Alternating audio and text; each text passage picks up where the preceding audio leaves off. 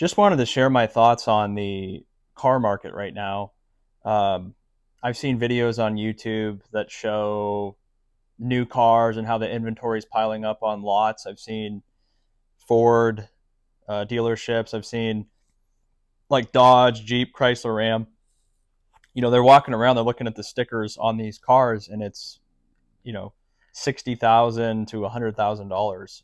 If you're talking about a brand new Ram 1500 or one of the, I don't even know all the models, but one of the trucks, it can be over $100,000 for these cars. And you see on there's like a market adjustment for $10,000 on many of them. Some of them it's 5,000, but a lot of them it's $10,000 just market adjustment.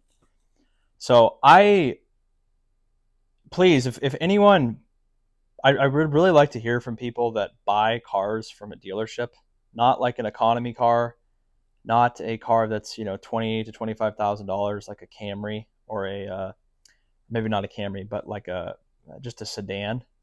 Like just a standard sedan. Honda Accord, maybe it's going to be probably 30,000, 30 to 35,000. I can understand why you'd buy that car new, right? It's still expensive, but hey, it's a Honda, it's a Toyota, it's a Camry, an Accord, a Corolla, very reliable, long track record. It's going to be a really good car, um, and you want something new. So even though I wouldn't want to spend $30,000 on a car, it's still you can still maybe justify it because it's a nice car. It's gonna hold its value relatively well, even though they're all depreciating assets. But I see some of these prices, for I would say undesirable cars, Chryslers, uh, Fords, you know, maybe some people want like a Ford Bronco or a Ford Mustang Mach or whatever it's called, or I know the F-150s are obviously popular trucks, but when the stock Ford is like $80,000, why not buy a used truck? Why not buy an older Toyota Tundra?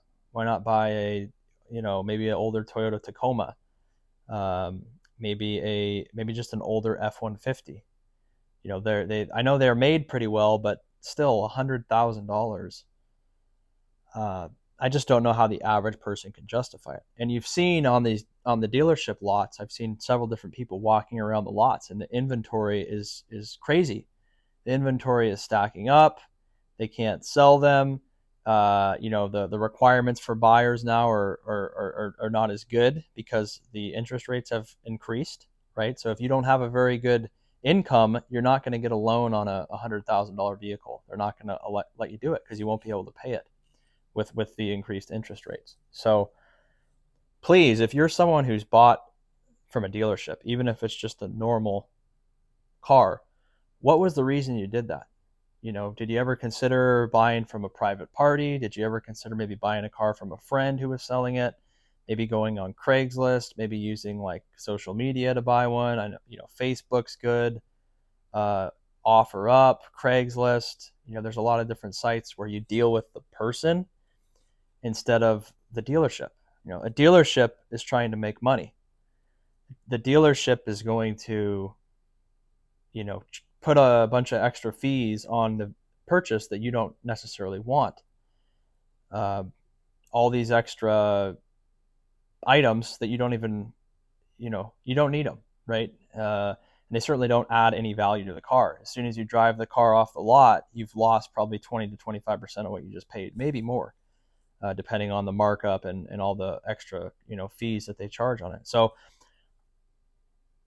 I will never buy a car from a dealership because I know that they're always going to try to stick it to you. They're always going to try to give you.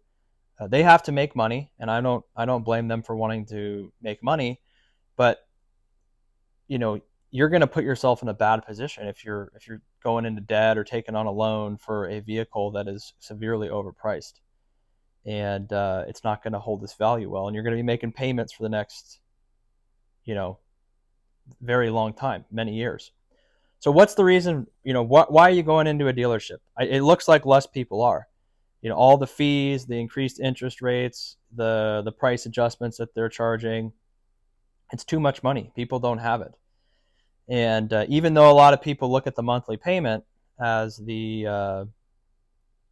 the main thing, hey, if it's as long as it's $700, I can do it. People are wising up a little bit and saying, I don't care what the monthly payment is. I'm not going to pay $90,000 for a car. I'm not going to do it.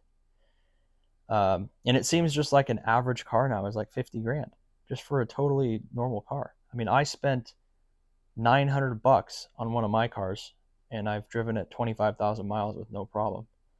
And I spent a little less than $14,000 on a Honda Accord. That's a 2015. It had 18,000 miles on it. It was only 2 years old when I bought it. So there are deals to be had.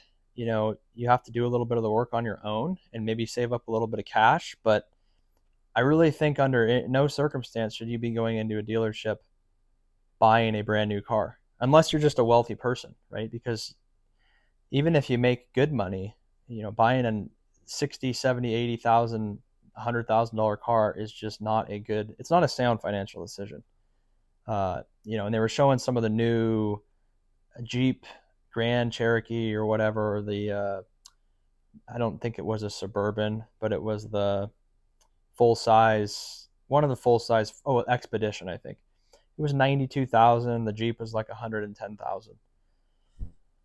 So again, it's one thing if you're just a rich person and make a lot of money, and I think that's kind of who the car companies are catering to. They have stopped making the $15,000, $20,000, $25,000 commuter car, or the coupe, or just the car with the basics. The basic car. It doesn't need all these features. It doesn't need to have electric everything. It doesn't need to have all these electronics that are talking to each other. People just need basic transportation for a reasonable price that they can afford, that gets them to A to B, that's not going to be requiring a bunch of work all the time.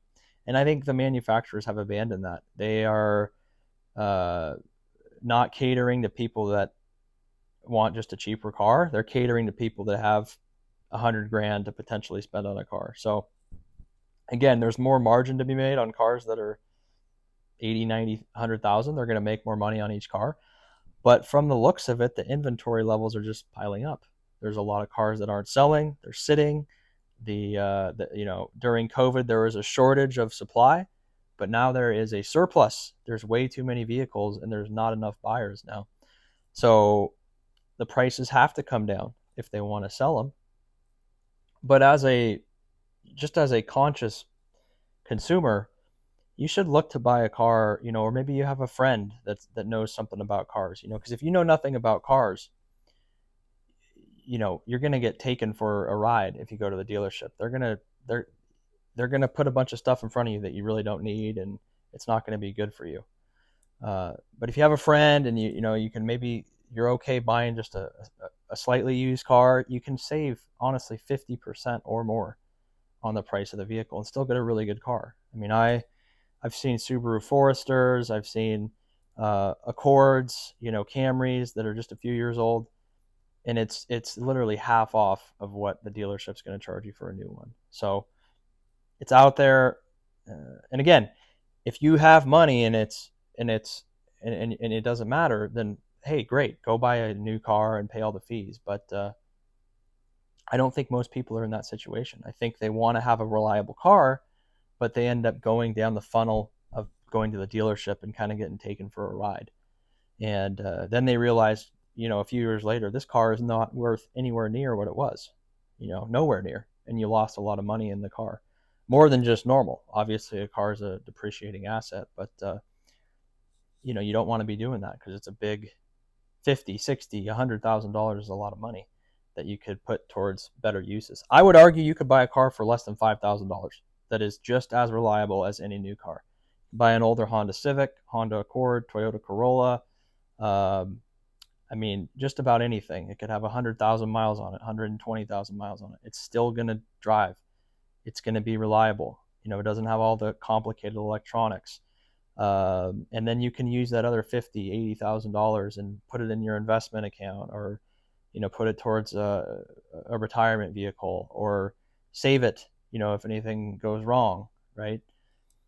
But I don't think people should be going into debt to finance cars, that they really don't need. Hey, if you're a guy that has a business and you need a new truck and that's part of your, how you make money, I can get behind that. I can understand that. But if you're just a normal guy, why do you need a $60,000 car? I drive a $900 car. It does the same thing. It gets me from A to B. I drive a $13,000 car. It has 70,000 miles on it. I've had no problems with it. So, can someone explain that to me? Can you explain to me why you go to the dealership? I get it. It might be easier to go to the dealership, but once they are putting these prices in front of you and what they're asking is so crazy, you should I would think people would make the rational decision to not proceed, to say, oh, you know what, I'm going to pass on this. I don't want to pay $80,000 for this car. I'll go buy a secondhand used car for 12 to 15,000 that is going to be way better, and I'm going to save $50,000+ on this transaction. So please let me know what your thoughts are on that. I'm happy to see that the cars are not selling, because that means people are wising up and they're not entering into bad financial situations that will plague them for many years. So let me know what you guys think about it. I appreciate any sort of comments, and have a great day. Bye-bye.